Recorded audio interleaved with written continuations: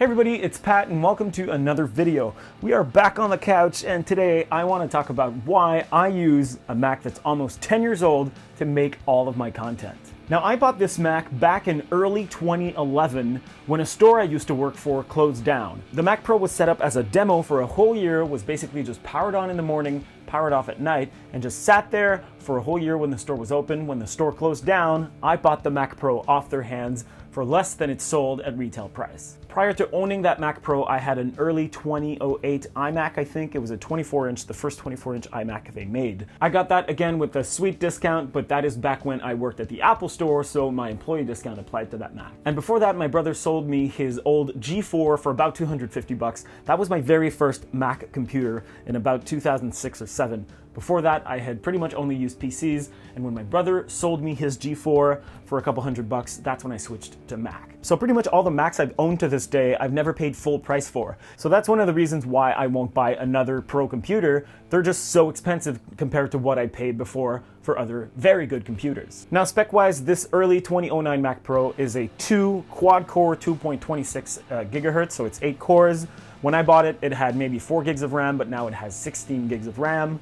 When I first bought it, it had a 640 gig hard drive, if I believe, but since then I've upgraded to a 550 gig SSD. The original graphics card died on me a couple years ago, and I didn't replace it with the same thing. Instead, I sort of upgraded to an EVGA GeForce 750, I think. Right now, I'm running OS 10 El Capitan, which is the highest OS I can get with this version of this Mac.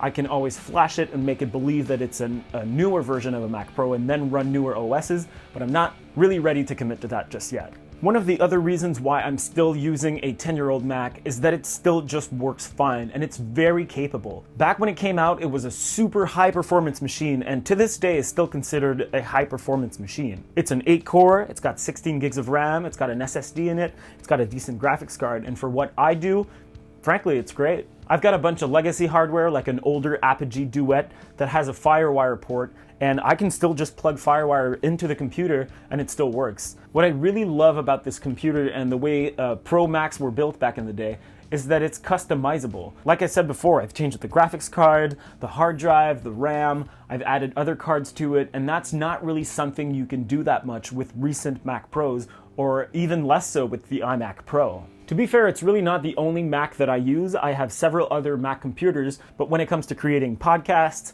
videos, and music, I will go to my Mac Pro because that is an absolute workhorse and I love working with it still. So even to this day, in 2018, I'm using what is essentially a 10-year-old computer. I bought it for less than the retail price. It's an absolute workhorse, it's super high spec, and even to today's specs, it's still a high spec computer. That was a lot of specs, but it's high performance basically. I can change, upgrade, replace, or repair any parts that break in it, something that I can't do with current Macs really. And most importantly, it still works fine for now. I know the day's coming when this Mac will die on me, either the power supply or the motherboard or something like that. And at that point, I'll evaluate if it's worth upgrading or repairing, or if I should just go to a laptop format exclusively, maybe get an iMac Pro or even a Mac Pro, but only if it's interesting in terms of spec versus prices at that point in time. I might even build myself a Hackintosh, but we'll see at that point.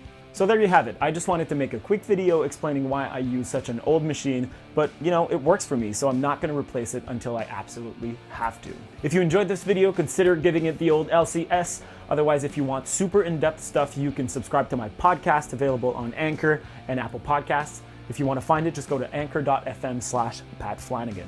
There's also a whole bunch of videos you can watch on my channel. I make videos about music and give tips and tricks on how to become a better musician. But as always, thanks for watching, and I'll see you next time.